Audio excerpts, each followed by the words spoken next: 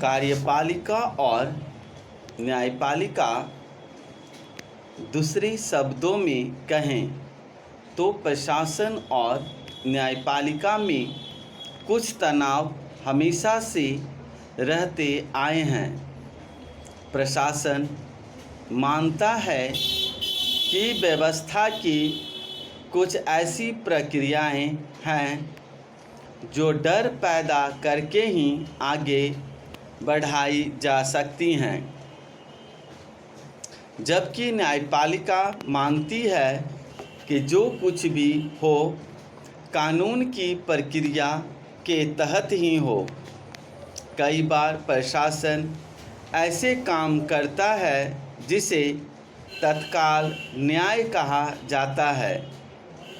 न्यायपालिका का कहना है कि न्याय करने का काम उसका है, नागरिक प्रशासन का नहीं। सुप्रीम कोर्ट ने सोमवार को बुलडोजर न्याय पर जो टिप्पणी की है उनसे इसी तनाव की झलक देखी जा सकती है। अदालत ने इस तरीकों को अपनाने की कड़ी निंदा की है।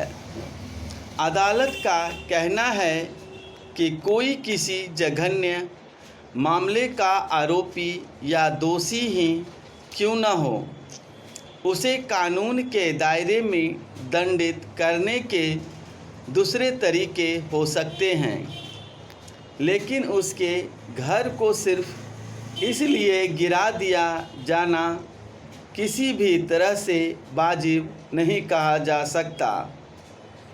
हालांकि सरकारी वकील ने कहा कि ऐसी ही संपत्तियां गिराई गई हैं जो गैर कानूनी हैं।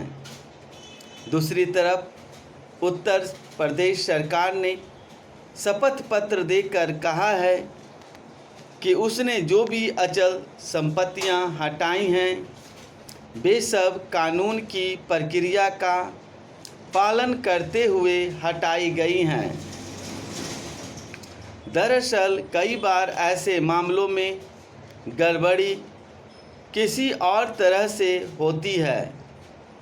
गैर कानूनी अचल संपत्ति तो पूरी तरह कानून की प्रक्रिया का पालन करते हुए हटाई जाती है, लेकिन प्रशासन अपनी पीठ थपथपाने के लिए यह कहता है कि उसने आरोपी को मजा चखा दिया।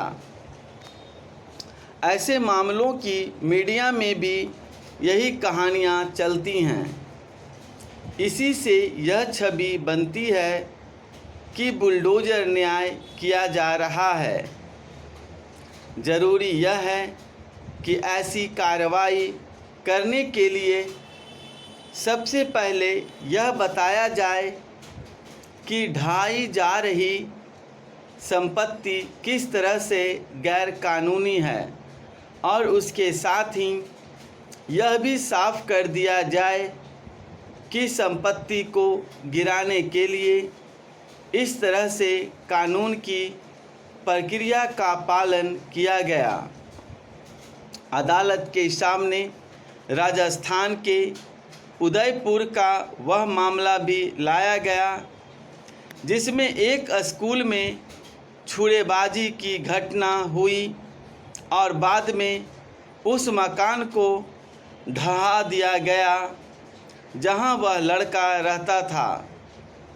विडंबना यह कि लड़के के पिता ने वह मकान किराए पर ले रखा था।